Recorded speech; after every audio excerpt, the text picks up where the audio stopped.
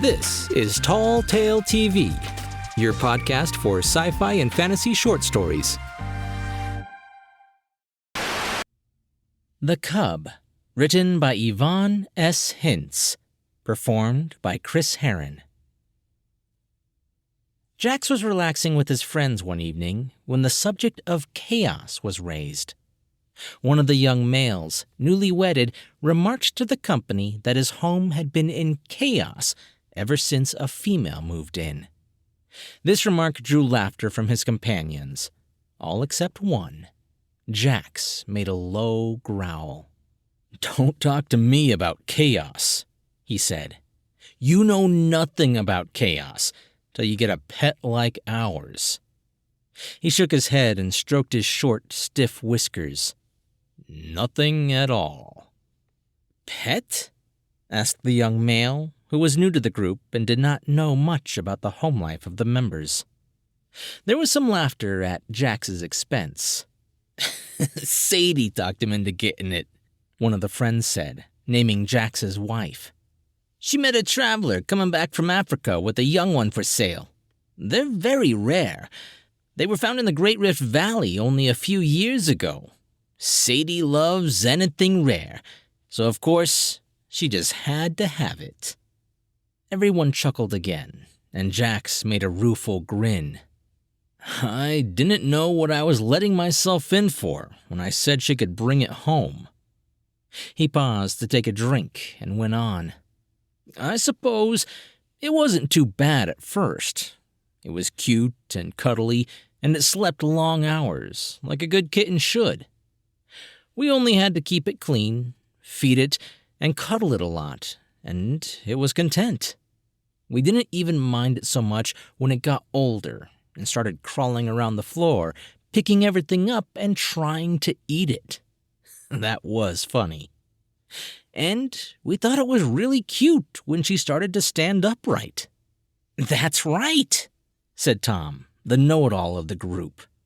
"We Inhumans are the only creatures on Earth who can walk upright." He grinned. "Makes you feel a certain kinship with them." Sadie and I loved it when she started walking.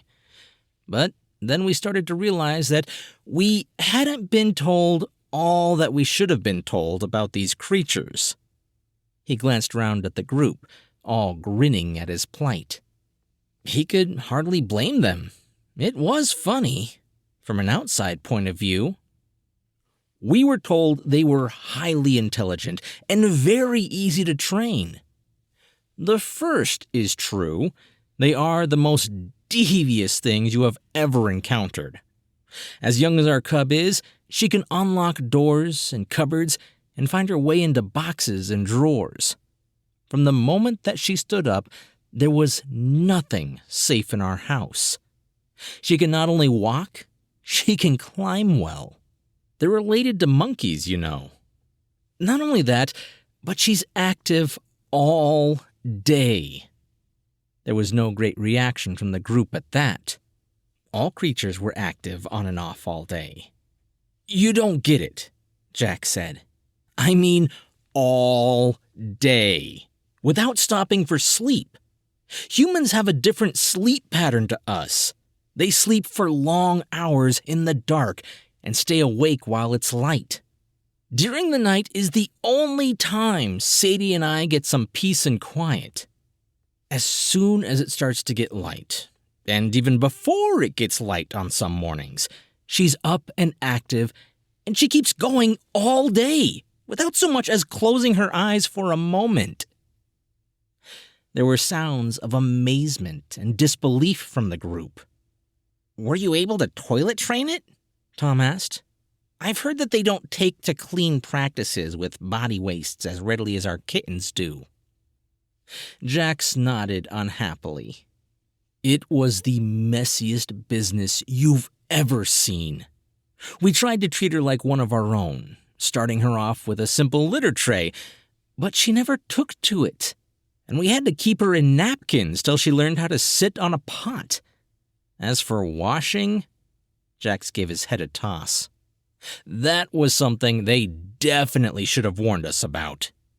These creatures do not only need water to wash their bodies, they actively love the stuff. The first time we put her into the tub, she cried. We understood that. No one likes to get wet. But the second time, she made the gurgling sound that meant she was happy, and then she splashed. There were cries of horror from the group. She splashed water over everything. Anytime she can get her little paws, her hands, into water, she plays with it. She picks it up in cups. She pours it onto the floor. She plays in the puddles. She'd even stay out in the rain if we let her. There isn't an item of furniture or a rug in our place that doesn't have water stains on it. And I won't even try to tell you what she did to some of my books when she decided that she just had to have them in the tub with her. As I said, you have no idea what chaos is till you give a human free rein in your home. Why don't you get rid of it then? Get some peace back into your life. A slow smile spread across Jax's broad, striped face. I have thought about it, he said. I imagine what it would be like coming home and not having that little creature rushing up to meet me, all squeals and excitement, not to see her shining brown eyes, or to pat that long, soft hair on her head, or to feel her little fingers digging into my fur, and her tiny arms going around my neck as she snuggles against me. I imagine all that, and know that without her, life would be dull. No, I wouldn't part with our little human.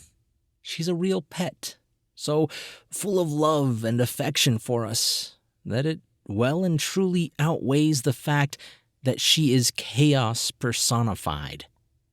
One day, I predict everyone will have a domestic human, because without them, a house is just a house. With them, it becomes a home. Everyone heard a rumbling purr start in his chest. Yvon S Hintz loves to weave stories. She's done it all her life. Mostly, she writes longer stories, novella to novel length, including her ultra-long Half-Horse series, which has entertained people from her younger siblings to students and even business people who have found it on the web. Her favorite comment about her stories is that people find them a wonderful escape from everyday life. She's also an artist. As well as illustrating her own books, she paints dragons and landscapes and draws whatever takes her fancy. She's traveled all around Australia, but lives now in Perth, a caravan overlooking the lights of the city. She loves cats, reading, science fiction, movies, and documentaries, and her computer. Her current website is blackdragonreads.weebly.com. Hey guys, ever since I was born, my household has always had a ton of pets, from iguanas to fish to cats and dogs, birds, you name it, we probably had it at some point. My sister even once looked into getting a penguin, but the permit was going to be a bit too hard to get. But as such, I've always felt pets were really important to a household, so the juxtaposition of this story kind of hit home. I hope you guys like this one as much as I did. If you did, why not leave a comment or a thumbs up if you're listening on YouTube or Facebook? Or if you're listening to the podcast version, I always appreciate a review over on iTunes. It helps the channel a lot. And if you haven't subscribed yet, be sure to do so for brand new stories twice a week. I'm Chris Herron, and that's it for today's Tall Tale TV.